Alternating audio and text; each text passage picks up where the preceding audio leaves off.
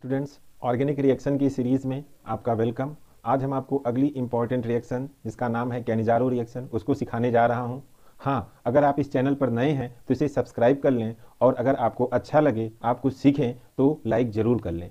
Cannizzaro reaction के पहले मैंने आपको एल्डोल कंडेंसेशन रिएक्शन पढ़ाई थी, एल्डोल संघनन रिएक्शन पढ़ाई थी, जिसमें हमने बताया था कि वे एल्डिहाइड और कीटोन जिनके पास अल्फा हाइड्रोजन होते हैं वो एल्डोल टाइप का प्रोडक्ट बनाते हैं। किसकी प्रेजेंस में? डाइल्यूट अल्कली की प्रेजेंस में रिएक्ट करके बनाते हैं। एल्डोल रिएक्शन सीखने के लिए आप पुराना लेक्चर देख लीजिए। आज हम आपको कैनिजारो रिएक्शन बताते हैं। तो कैनिजारो रिएक्शन पर अगर आपसे शॉर्ट नोट्स पूछा जाएगा तो आप क्या लिखेंगे? तो आप लिखेंगे कि aldehydes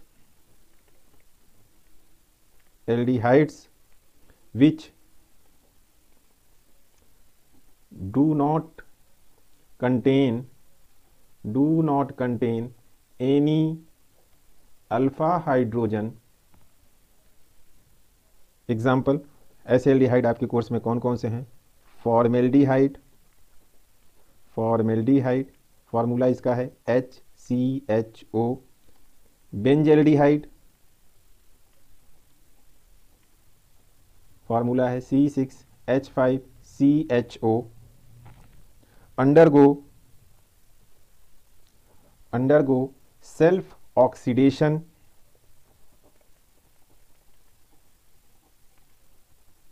and reduction on treatment with concentrate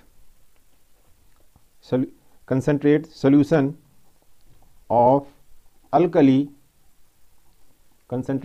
of alkali।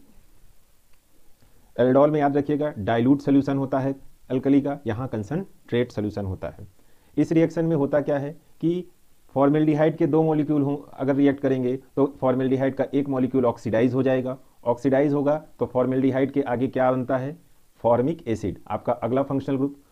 Formaldehyde के पहले क्या है? तो फॉर्मेल्डिहाइड के पहले आपने कौन सा चैप्टर पढ़ा है? एल्कोहल। तो एक मॉलिक्यूल एल्कोहल में रिड्यूस हो जाएगा जबकि दूसरा मॉलिक्यूल फॉर्मिक एसिड में ऑक्सीडाइज हो जाएगा। रिएक्शन लिखते हैं HCHO, दो मॉलिक्यूल होंगे जैसे वहाँ थे एल्डोल में, और यहाँ पर कंसंट्रेट एल्कली यूज करना है 50% NaOH।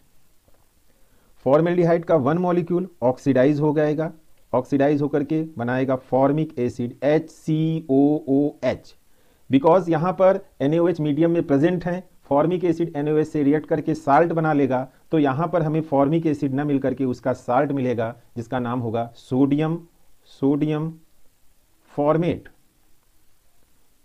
साथ में जो दूसरा फॉर्मेल्डिहाइड का मॉलिक्यूल है वो रिड्यूस हो जाएगा, रिड्यूस होगा उतने ही कार्बन का एल्कोहल बनाएगा। एक कार्बन का एल्कोहल क्या होता है? CH3OH।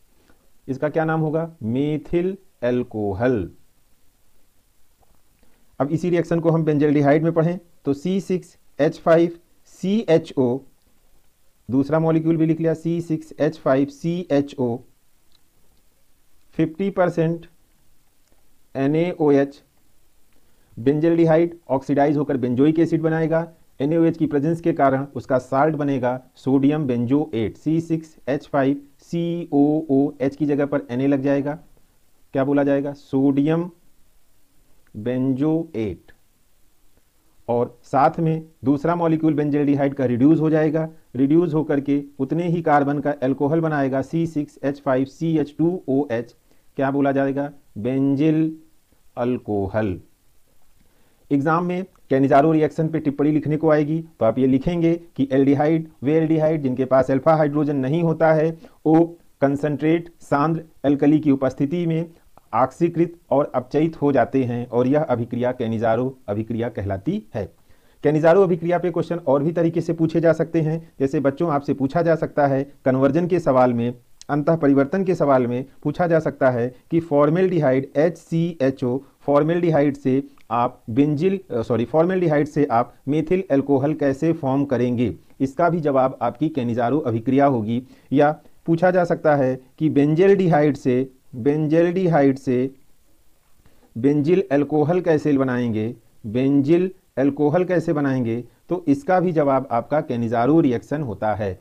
एल्डोल और कैनिजारो हमारी वेरी इंपॉर्टेंट रिएक्शन है, एग्जाम में हमेशा आया करती हैं। आप लोग इसे लिख करके बार बार लिख करके तैयार कर लीजिए, वेरी इंपॉर्टेंट रिएक्शन है। और साथ में मैं आपको ये बताऊंगा कि बहुत बच्चों ने मुझसे फ़ोन करके कहा कि सर कन्वर्जन और व्हाट हैपेंस व्हेन की भी सीरीज़ बना दीजिए, उसकी भी इंपॉर्टेंट रिएक्शन करा दीजिए। तो बेटा इस जैसे ही इंपॉर्टेंट केमिकल रिएक्शन हमारी पूरी हो जाएंगी, मैंने आपको बताया था मैं 15 इंपॉर्टेंट केमिकल रिएक्शन इसमें पढ़ाऊंगा, ये जैसे ही कंप्लीट हो जाएगा उसके तुरंत बाद हम व्हाट हैपेंस व्हेन और इंटर कन्वर्जन का भी टॉपिक सीरीज के फॉर्म में आपके साथ